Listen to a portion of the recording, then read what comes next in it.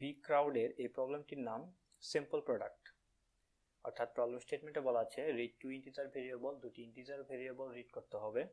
After this calculate the product between them, অর্থাৎ তাদের দুটির গুণফল বের করতে হবে product them, and store the result in a variable name prod, অর্থাৎ প্রড নামক ভেরিয়েবলে সেটা স্টোর করতে হবে সেই রেজাল্টটি।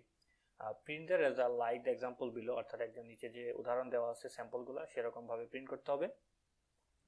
Don't forget to print the end line after the result. তো ইনপুটের ক্ষেত্রে দুটি ইন্টিজার নাম্বার ইনপুট নিতে হবে। আউটপুটের ক্ষেত্রে মেসেজ প্রোড ইউজ করতে হবে। প্রোড ইউজ করার পর স্পেস ইকুয়াল আবার স্পেস এবং দেন আমাদের যে রেজাল্টটা সেটি শো করতে হবে, অর্থাৎ ব্ল্যাঙ্ক স্পেস দিতে হবে অবশ্যই ইকুয়াল সাইনের আগে এবং পরে, তারপরে রেজাল্ট। তো আমরা সরাসরি কোডে চলে যাই।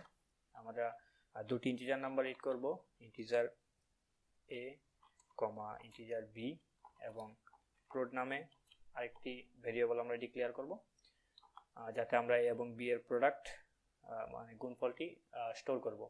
তো আমরা সিন রিড করি এ বি, দেন প্রোডে আমরা দুটির প্রোডাক্ট এ ইন্টু বি স্টোর করব।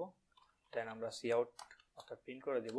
প্রথমে লিখব প্রোড, তারপর স্পেস ইকুয়াল স্পেস, দেন আমরা প্রোড অর্থাৎ যে রেজাল্টটি সেটা লিখব এবং এরপর ইনলাইন প্রিন্ট করে দেব। তো এই ক্ষেত্রেও আমাদের টেস্ট করার কোনো দরকার নেই, আমরা ডিরেক্ট সাবমিট করে দিই কোডটি, দেখা যাক ভুল হয়েছে কিনা সঠিক। আমরা একটু ওয়েট করি।